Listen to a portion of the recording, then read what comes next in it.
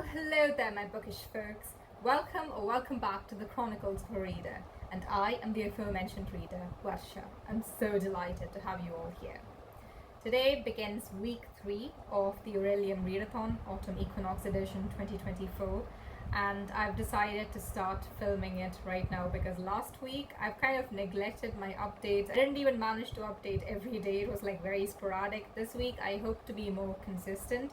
As for how much reading I've been doing, well, last week things kind of went down the drain. Well, not down the drain. It's just that my graph of great consistent progress kind of like declined and just like fell down because I started going to a new coaching class. Because of that, I haven't really gotten the time to read as much as I would like to.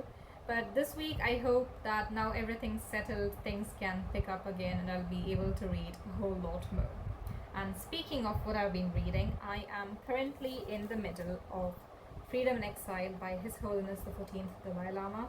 And this one I'm on page 224. It's a non-fiction book, it's his autobiography, and it talks about quite difficult topics like the invasion of Tibet, the cultural and otherwise in terms of life to the genocide that happened in Tibet, and the freedom struggle that continues to this day, which has the torch that has been taken up by lots of young Tibetans across the world who are striving to get their country back so that people can be independent again. And this chronicles the story of his escape from Tibet when the Chinese invasion got too much. He wasn't able to do anything to help his people. Like, he did all that he could, but then it reached a point where he would be much more used to them away from there rather than a captive of the Chinese who would eventually brainwash him. So yeah, that is this. It's quite difficult to read at times, but it's still beautifully written too, and I hope to finish this within the next 2 to 3 days. And yeah, if you haven't read this already, I highly recommend picking it up because it will teach you a lot about the atrocities that the Chinese did. And nowadays, I don't know, the freedom struggle for Tibet has kind of been swept under the carpet. Sometimes there'll be new news on it, but most of the time it's all radio silence. And that's a problem because living in a country that borders Chinese occupied Tibet with the encroachment on our territory, it's kind of concerning to see that if Tibet had been independent, none of this would be happening and my fellow country people could live in harmony and peace along the borders instead of fearing for their lives. So yeah, that's Freedom in Exile. And if you have watched my previous videos, I do talk a lot in detail about, my personal opinion on the things that are happening there. And I really just want to have a disclaimer out that I do not hate China by any means. I love Chinese culture, the Mandarin language, the people there, they're all incredible. It's just that the decisions of certain people in higher levels of authority, the government, the Chinese Communist Party, all of those things are what I disagree with. The things they did are unforgivable, not just to the Tibetans, but a lot of different ethnic groups in China. Their pursuit to make it into a homogeneous country, pushing Mandarin onto everybody, that's a horrible thing that they're doing. But at the end of the day, China isn't just the government, it's also the billion people who live there. And I have nothing against them. I'm not xenophobic in any way. It's just that as a person living in a country that borders a country that chooses to do things like that, sometimes I fear for my life and the lives of people who are in my country. So yeah, I have nothing against the Chinese people, just the government. I'm just putting it out there in case any CCP bots are watching. I don't have anything against the Chinese people. Right. So let's continue from that. I just needed to put that. I'm scared for my life, okay? So yeah. I just needed to get that out there in case any of you might be judging me and thinking I'm being too harsh. It is not against the common people of that country. In fact, people in any country across the world, the majority of them are incredible individuals. It's just that sometimes the shadow that the government casts on top of them, people develop prejudices and they forget that at the end of the day, we're all humans living on this floating rock in the universe. And it's not that deep. Nothing ever is. So I hope that governments across the world will be able to, adopt a mentality of, as he says in this book over here, the philosophy of universal responsibility, because you are responsible for each and every human on this planet and your actions reflect on them as well. So I hope that more people will, recognize that and behave like decent individuals. Now, moving on from that, I'm also in the middle of The Girl Who Drank the Moon. Well, I won't really say the middle. I'm on page 14. I'm on like chapter 3.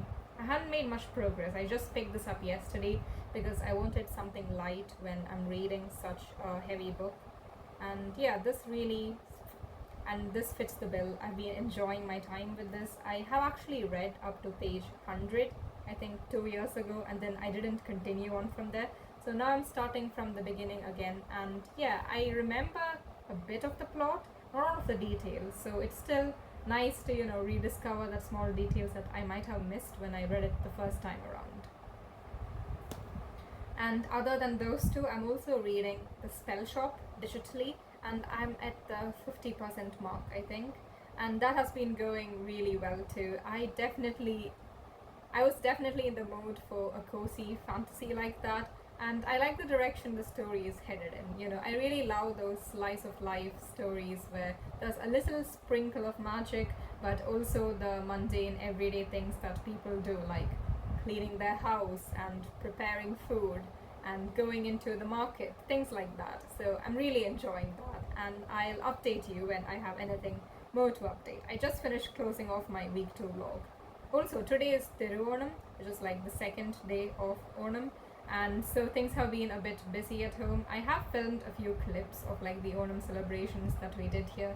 Nothing too grand, it was like very low-key, and I might include it in this vlog if my footage isn't sufficient enough to make a whole other video, because that's what I originally planned to do. But now looking back through my footage, there doesn't seem to be a lot. So I'll see how that will turn out. And yeah, catch you later in my next update.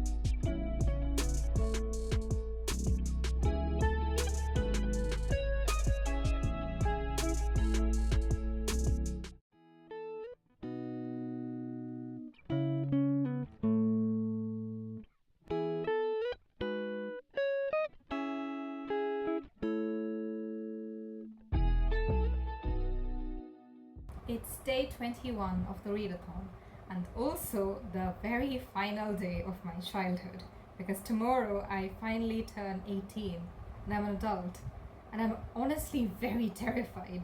So I'm trying to enjoy like the last day that I exist on this world as a child, because tomorrow I'll be an adult and will have adult responsibilities. Like I have to learn to drive and get a voter's license. I can cast my vote. I can be a part of the democratic procedure. So yeah, things are gonna be very different from tomorrow onwards. I definitely haven't matured enough to be considered an adult mentally, but yeah, legally I'm an adult tomorrow. So yeah, it's my birthday tomorrow.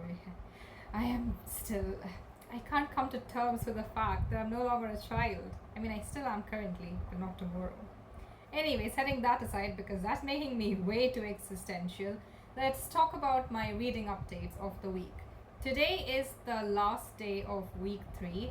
Because I have such few footage of this week, I have decided to club weeks 3 and 4 together because I don't think I'll have that much footage next week either. Because I don't know, I feel like now that initial enthusiasm for the readathon has kind of waned and I'm not making that much progress anymore. This week has definitely been the worst one so far.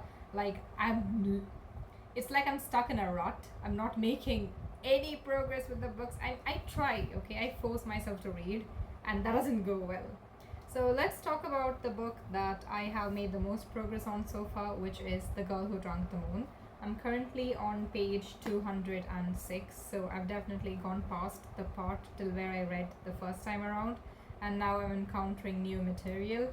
And this book, I thought it would be a nice book to read. Like, I was having a lot of hopes for it because it's a middle grade fantasy. And I've got to say, it's just so annoying to read. Like, not the writing style or like the plot. Okay, maybe a little bit the plot. Mainly, I hate this girl. You know, the girl who drank the moon, our main character. Technically, this book isn't from a single person's POV. It has like 7-8 different POVs. Like, it keeps switching between them within a chapter too, not just like one chapter for each. Like, you'll read a few pages from a one POV and then switch to another one. So I can't really say she's the main character, but she's the reason this book has, but she's the main component around which the plot revolves. So yeah, she is so freaking annoying, okay, especially when she was an infant and like a toddler. Now she's 11 or 12 currently, and she's somewhat less annoying, but yeah, when she's like a kid, okay, I might sound very problematic with saying this, but I really want to punch her when oh god, I had a very difficult time keeping my composure when I'm reading those pages, because this child, this infant, because of her, the other main character, you know, the witch mentioned here, Zan, she literally gives away her entire power, her vitality, her life, everything is being drained away by this parasite of a kid. And yeah, I don't understand why Zan refuses to, you know, like, get rid of the kid. Like, she could just, I don't know, suppress her magic better. Why did she even want to keep this kid in the first place? Yeah, I really hate little children. It makes me sound like an evil person, but it's just, I don't know why, they're just so slimy. Anyway, so we have this book which I didn't enjoy because of that, and also the plot is just so convoluted. It's like so bizarre. This is what reading, like, this is what being in a fever dream feels like. It's just so insane.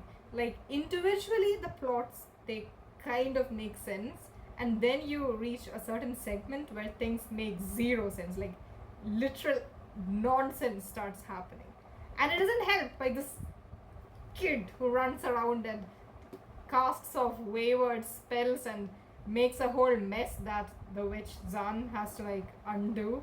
I really feel bad for her and I hate her, this kid. Oh my god. Yeah, so this one is a bit of a struggle to get through. Now things have gotten a bit more interesting. I don't know, like, the first time I read this, it would literally give me a headache, like, reading this book. I don't know why. Maybe at that time, because it was a brand new book, like the smell. Now it's like old book smell, but at that time it smell and like the weird writing in some places, everything was like combining together to give me a headache. Now it feels like I've gotten over the headache, but I'm still very like grouchy from that. That's what reading it now feels like. So yeah, I've seen lots of people really love this book, and I don't understand. I'm definitely not liking this. Like, this book will be lucky if it gets a 3-star from me. I do think her other books, like the author's other books, would be more interesting than this one. This just doesn't click with me. Like, it's just way too, yeah, that's right, it's like way too whimsical. Like, it barely has much substance. It just keeps floating around, and like the whimsy is laid on too thick, and it's just very difficult to read. Like, in a I'm wading through treacle kind of way. It's just, I don't enjoy reading. And yeah, setting that aside, my other book that I'm reading physically is Freedom in Exile, and I'm currently on page 228. And again, I think the last time I updated you, I was just like on page 225 or something. I haven't been reading this much because I'm trying to finish this, okay? Because this I know will put me in a reading slump. So I'm trying to get this over with as soon as possible so I can pick this up again. Like, for the first time, I would rather be reading a non-fiction book than a fiction book. Like, reading The Girl Who Drank the Moon makes me want to pick this up even more, but I'm trying to like restrain myself from doing that because I do need to finish Girl Who Drank the Moon. So I'll power through that and then enjoy my time reading this book, gaining more lessons from this. I won't talk too much about this because I have waxed on and on about it in my previous video. So yeah, do check that one out if you want to know my very in-depth thoughts. I think at the beginning of this video too I've talked about this. But yeah, that's Freedom in Exile. And the final book that I'm reading is digitally. I'm reading The Spell Shop. On that one, I think you might have heard if you watched my previous videos that I was enjoying it. Okay, it was a nice book. I loved the vibes and all of that. But then it started getting quite boring. Nothing much was happening. I mean, yeah, things did start happening, but the overall atmosphere, it feels kind of redundant at this point. And I do not care at all about the romance. I feel there is nothing going on between those two. It's Lauren, her neighbor, doesn't have much personality other than I am kind. That's it, full stop. He doesn't have anything else going on. And I don't find myself, drawn to the characters or to the plot anymore. It just feels kind of dull. I think it has to do with the fact that I stretched it out over a long period of time. Maybe if I read this very quickly within 3 or 4 days, I would have enjoyed it. But now I've been reading it for nearly 2 weeks. So maybe that stretching it out is the problem here. So I think I'll try to finish it as quickly as possible, because the more I stretch that one out, the more boring it gets. And yeah, now that, I'm kind of in a rut with all the books that I'm not really enjoying right now, so I think it's a good time to pick up the Raven Boys. But then I would be in the middle of 4 books. I think I have to commit to 1 book, get it over with, move on to the next, and then pick up the Raven Boys. So that's the plan for now, and I will update you later. We'll see when it happens. Cause the reason I'm not updating that frequently is not just because I've been lazy to put the camera down and film, but also because I haven't been reading that much to update you all on. So once I do, I'll let you know.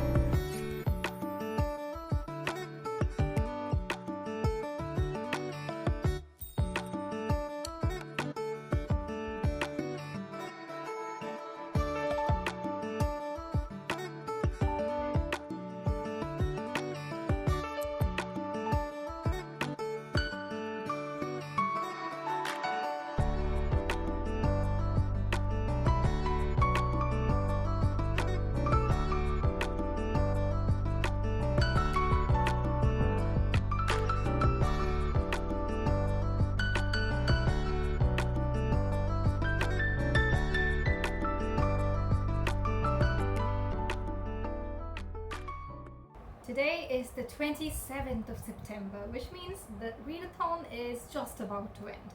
And we've had a huge time skip from the last time I updated. Back then I was still a child.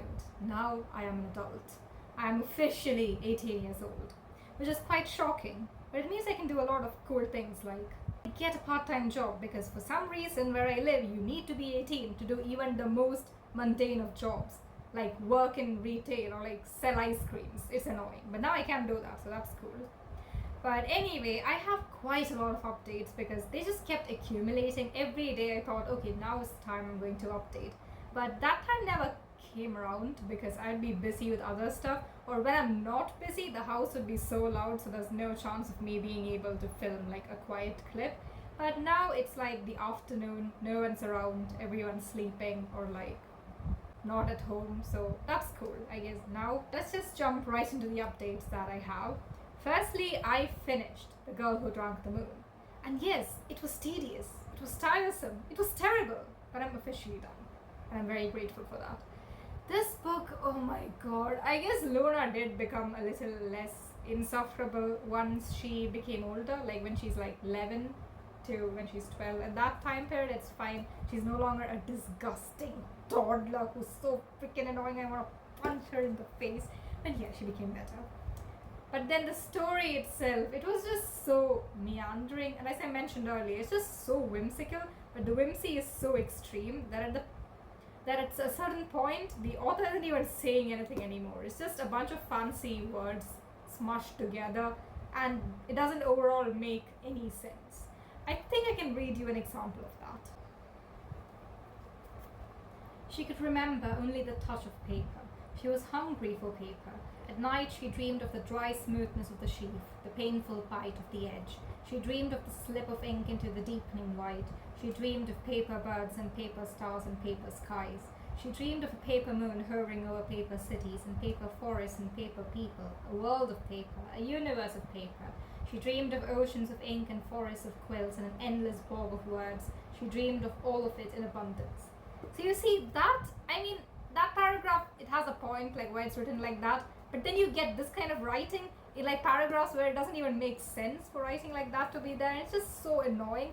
I told you earlier that the first time I tried to read it, it gave me a headache, and yes, this feels like reading with a raging headache going on. Nothing makes sense. And at the end, like things that happen, it's just like the plot barely progresses until like the 95% mark, and then everything just swirls together and starts going so rapidly, and then it falls over the edge, and then there's a collision. That is how the story feels like. I hate most of the characters, and I don't really understand like why they do the things they do. They're motivated so much by love, but like why? Why do you love a stranger? Like Zan's love for Luna, raising her as her grandchild. Like why? Am I just so disillusioned about the concept of all forms of love that when I read it in a book, I just find it pointless?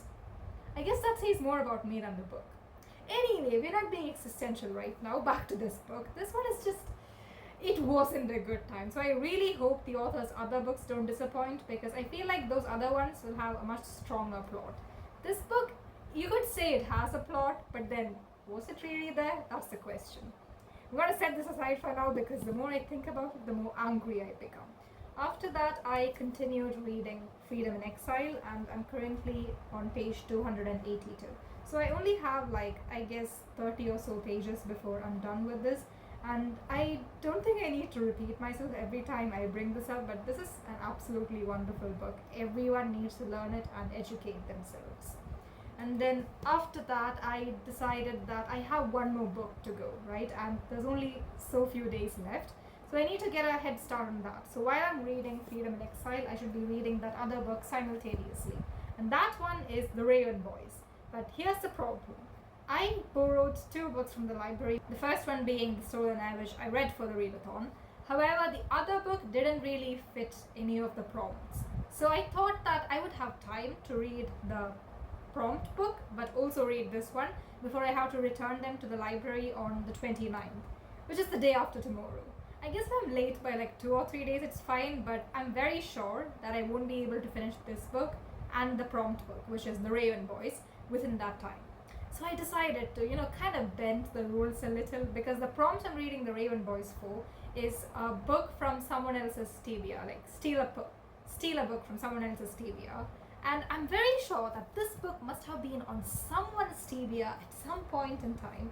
So I'm just gonna pretend I stole it from someone's stevia. let's just say I have an imaginary friend and it's on their TV. Okay, we're gonna go with that.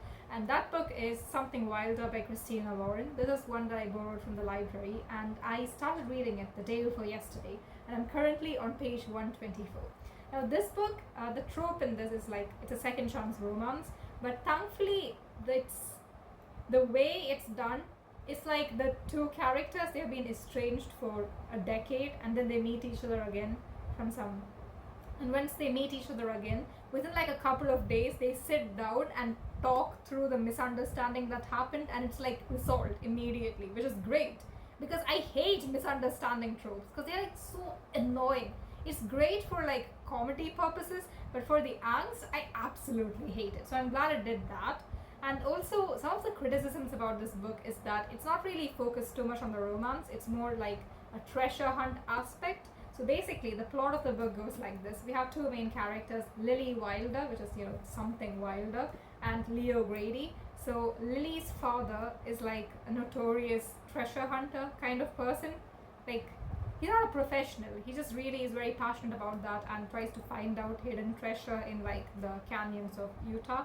And one day he decides to like go on this trip to find some treasure, and at that time he leaves Lily in charge of the ranch because they own a ranch, and Leo is working there, and then they are already together at the beginning of the book. But then something happens, and then Leo has to leave, and he says that he'll call back, but that doesn't really happen. And then huge misfortune befalls Lily, in which her father sells the ranch for some reason, and now she's like destitute. She is barely able to make ends meet, and in order to earn some money, she decides to like lead tourists on these like fake treasure hunts in the canyon and make a living out of that, using like some of the clues written in her dad's journal. And then in this book, apparently so Leo comes back into Lily's life when his friends book like a surprise vacation where they go on this treasure hunt trip, and he doesn't know that Lily's the one running the trip, and then they meet each other and it's awkward, but then they resolve that. And from that point onwards, the plot really starts, because yes, the romance is very secondary in this. It's like I'm currently reading a scene where like absolute crazy stuff is happening. This feels like watching one of those like Indiana Jones. I haven't actually watched an Indiana Jones movie, but I've heard it described like that. I guess it reads like that Lara Croft Tomb Raider kind of movies. You can see all of this like crazy action stuff happening, and they have to solve puzzles. So that's what I think this book is gonna be, and that is why I'm sure I would enjoy it, because that aspect of books I really love. Like treasure hunt trope is one of my favorite. Like there's a trope, like that kind of plot, right, where the characters have to find some hidden treasure that has been lying there for centuries. I really love stories like that. I think that would be what this book is about. So I'm looking forward to reading that. And yeah, those are all the updates for now. I hope I'll be able to update you all again, at least on the final day.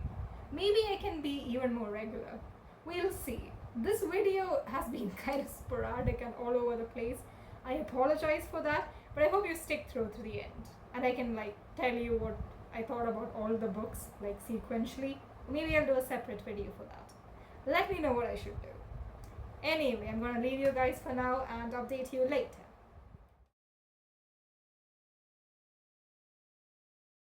Hey everyone, it's the 30th of September. That means it's the last day of the Orilium readathon. Unfortunately, I still haven't completed my books. I have two more books to read. The first is Freedom in Exile. I'm on page 298 of this, and I only have like 10 pages, 15 pages to end this book.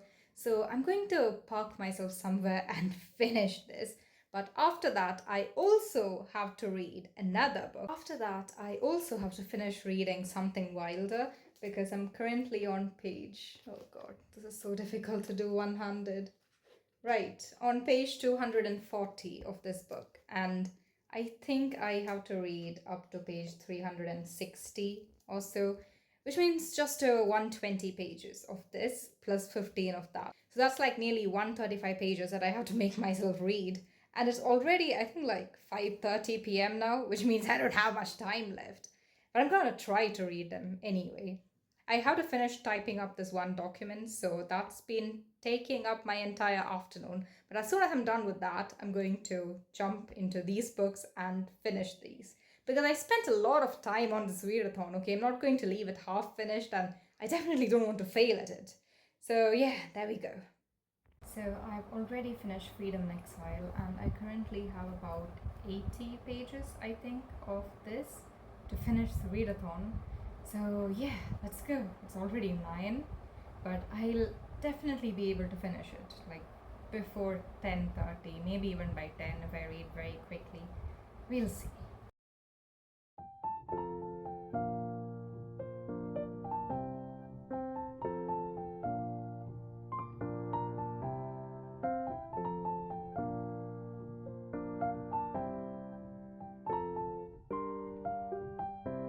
So I finished reading Something Wilder at around 10 p.m. yesterday. Yes, today is October 1st.